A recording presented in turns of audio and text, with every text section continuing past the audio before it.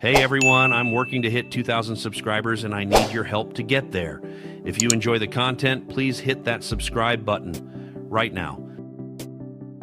Somebody at Bleacher Report needs to be sat down, handed a cup of coffee, and asked one simple question. Do you actually believe what you're writing?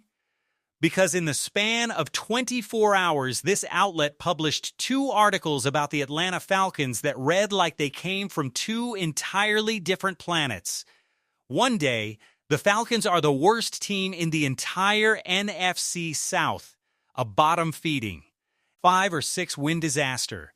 The very next day, the same publication turns around and calls this exact same roster one of the sneakiest playoff surprises in the whole league. Pick a lane. Pick one. You cannot have it both ways, and yet here we are, watching one of the biggest sports media outlets in the country contradict itself in real time, while Falcons fans are left scratching their heads, wondering which version of their team they're supposed to believe in heading into the 2026 season. Let's set the scene, because the timing here is almost too perfect to be an accident. It's the dead of the NFL offseason. No games, no practices that matter yet. Just a long, quiet stretch where the major outlets are desperate to fill space and keep the clicks coming. And in that quiet, Bleacher Report drops a bombshell on July 6th, naming the Atlanta Falcons as one of 8 teams projected to finish dead last in their respective divisions. Not just any last-place finish either, a full-blown collapse to the bottom of the NFC South, a division the Falcons were fighting to escape just months earlier. Then, like clockwork, 24 hours later on July 7th, the very same website flips the script entirely and slots the Falcons in as one of their 5 biggest playoff surprises for the upcoming season. Same team, same roster, same coaching staff. 2 completely different stories told less than a day apart. If that doesn't sum up the absolute chaos of NFL media in the middle of the offseason, nothing does. So let's actually dig into what these articles said, because the details make this whole situation even more baffling. In the divisional losers piece, the Falcons were lumped in with teams like the Cleveland Browns, the Las Vegas Raiders, and the Miami Dolphins, franchises that, let's be honest, are dealing with roster situations that are genuinely rough right now. The Packers showing up on that list raised some eyebrows too, and nobody was shocked to see the Giants or the Cardinals mentioned. But the Falcons? A team that finished 8-9 last season, closing things out with real momentum, that's the one that stings. The reasoning given was that Atlanta simply doesn't have the juice that the Carolina Panthers and New Orleans Saints supposedly have heading into this year, and that the Tampa Bay Buccaneers have enough talent to bounce back and bury the Falcons at the bottom of the division with somewhere around 5 or 6 wins on the season. 5 or 6 wins. Let that number sink in for a second, because it is an absolutely wild projection for a team that was competitive for most of last season. Now here's where it gets personal. Because the article didn't stop at wins and losses, it went after the coaching staff directly, specifically defensive coordinator Jeff Ulbrich, claiming his units have ranked 19th or worse in the league dating all the way back to 2023. Sounds damning, right? Except there's a massive hole in that logic. And it's the kind of hole you could drive a truck through. That stat is dragging in Ulbrich's time with the New York Jets, seasons that have absolutely nothing to do with what he's actually built in Atlanta. Because when you strip away the noise and just look at what happened when Ulbrich took over the Falcons' defense last season, the improvement from the year before under Jimmy Lake is not subtle. It is not close. It is a night and day transformation. Across nearly every major defensive category, sacks, turnovers, pass defense, the numbers shot up dramatically the moment Ulbrich took the reins. The one soft spot, and it's a real one, was the run defense, which took a hit partly because of injuries up front. Zach Harrison, for example, was limited to just 7 games all year. But even with that weakness exposed, the front office responded. Bringing in Mason Smith this offseason was a genuine needle-moving addition for a defensive front that Ian Cunningham and his coaching staff clearly identified as a priority. So the idea that this defense is somehow trending in the wrong direction, that doesn't hold up when you actually look at the tape and the numbers side by side. If we're being honest about where the real problems were last season, the finger points a lot more directly at the offensive side of the ball, and specifically at the play calling. Because whatever was happening under former play caller Zach Robinson, it was not working. The scheme leaned heavily on pistol formations, the kind of college-style approach that looked out of place at the NFL level, and it was running through a quarterback room that was banged up and searching for stability all year long. You had an aging Kirk Cousins working through what may as well have been 1.5 functioning legs, and Michael Penix Jr. trying to find his footing before getting hurt himself. It was chaos. Complete chaos. And the stars on this roster, the Bijan Robinsons, the Kyle Pitts, the Drake Londons of the world, they were talented enough to produce in spite of the system, not because of it. But that inconsistency up front had a domino effect on the entire team, and nowhere was that more obvious than on third down. The Falcons finished among the bottom 5 teams in the entire NFL in third down conversion rate last season, converting at just 33.3%. To put that in perspective, that number was worse than the Tennessee Titans, worse than the Cleveland Browns, and worse than a Las Vegas Raiders offense that had the #1 overall pick fall into its lap. Geno Smith and the Raiders were converting third downs at a higher clip than the Atlanta Falcons. Sit with that one for a second. When your offense can't stay on schedule and can't stay on the field, your defense is left exhausted, on the field far too long, game after game. That's not a defensive problem. That's a play-calling problem. And it's one that has since been addressed with real coaching changes heading into this season. So when you actually zoom out and look at where the Falcons stack up against the rest of the NFC South heading into 2026, the picture gets a whole lot more interesting than worst team in the division. Quarterback play, sure, the Falcons rank 4th in that department right now. And that's a fair assessment given the uncertainty at the position. But offensive line, far and away the best unit in the division, and it's not particularly close. Bill Callahan is coaching that group, and there's a legitimate argument he's the best offensive line coach not just in the NFC South, but in the entire NFL. Skill positions, also the best in the division, hands down, no real debate needed there.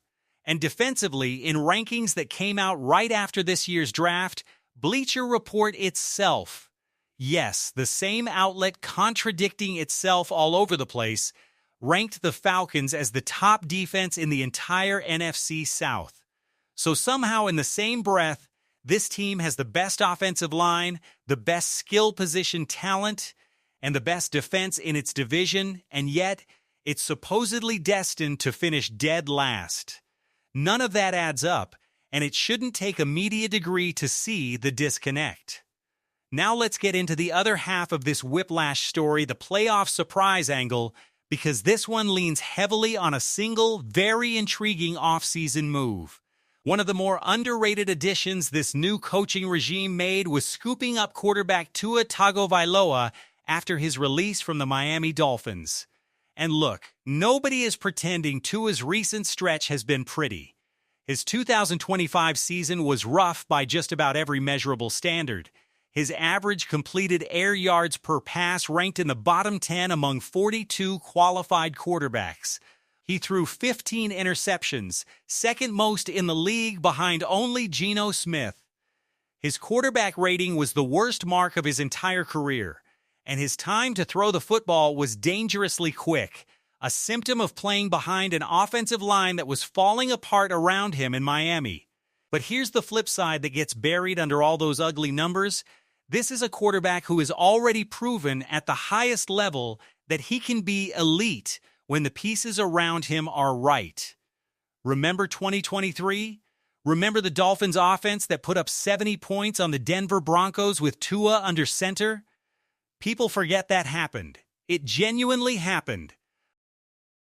The fall from that peak was steep, and it was messy, no doubt about it. Coaches getting fired around him, Tyreek Hill dealing with concussions and eventually getting benched, an organization in freefall. But the situation Tua is stepping into now in Atlanta looks nothing like the one he just left.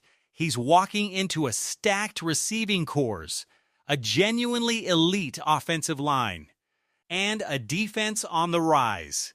If there was ever a spot for a bounce-back season, this might be it.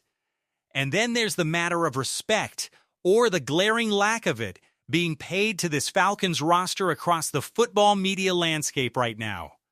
USA Today recently ranked the NFC South as the single worst division in all of football, and honestly, given that not a single team in the division finished with a winning record last season, that's a defensible take on the surface. 3 different teams tied at 8 wins apiece, with the Panthers technically claiming the division crown at that mark. But here's the part that doesn't sit right.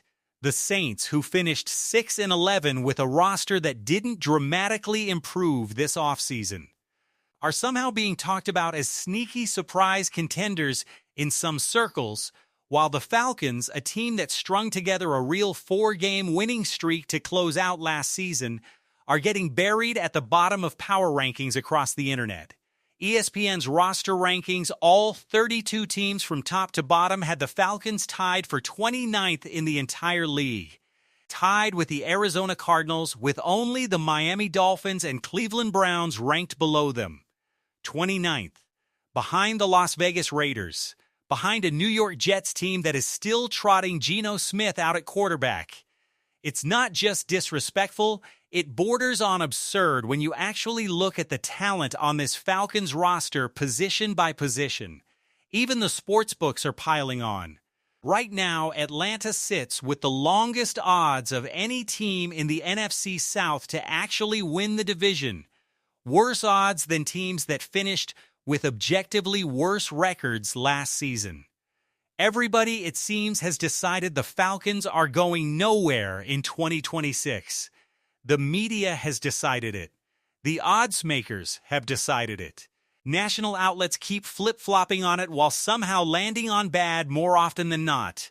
But here's the thing about doubt, about being written off before a single snap of the regular season has even been played, it tends to light a fire. This is a roster that boasts arguably the best offensive line in its division, arguably the best group of skill position players in its division, and a defense that, according to some of these very same outlets contradicting themselves, was the best unit in the NFC South after the draft wrapped up. That's not the profile of a team destined for 5 or 6 wins. That's the profile of a team that's being criminally underestimated heading into training camp. The bottom line here is simple. Bleacher Report can't have it both ways. You don't get to call a team the worst in its division on a Monday and then turn around on Tuesday and call that exact same roster a sneaky playoff contender. Either this team has real, legitimate talent capable of competing for a postseason spot, ending what is now the longest playoff drought in the entire NFC, or it doesn't.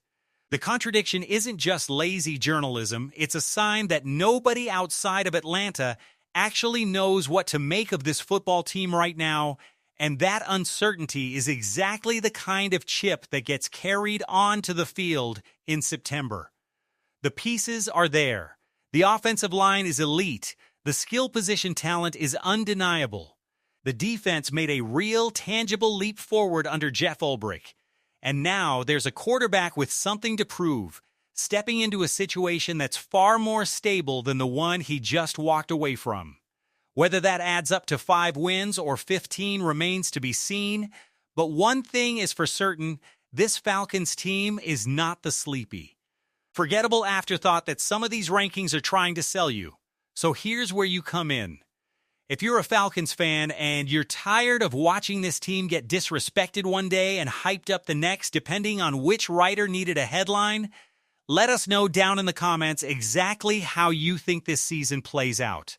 Do the Falcons finally snap that playoff drought, Or does this offense stumble right back into the same problems that plagued it last season? Drop your predictions below, and while you're at it, smash that like button so this channel keeps growing and keeps bringing you the latest Falcons news the moment it breaks.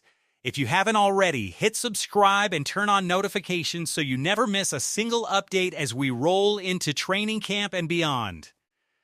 This is going to be a wild season for Atlanta, and we're going to be here covering every twist and turn of it. Rise up, Falcons fans, and we will see you in the very next video.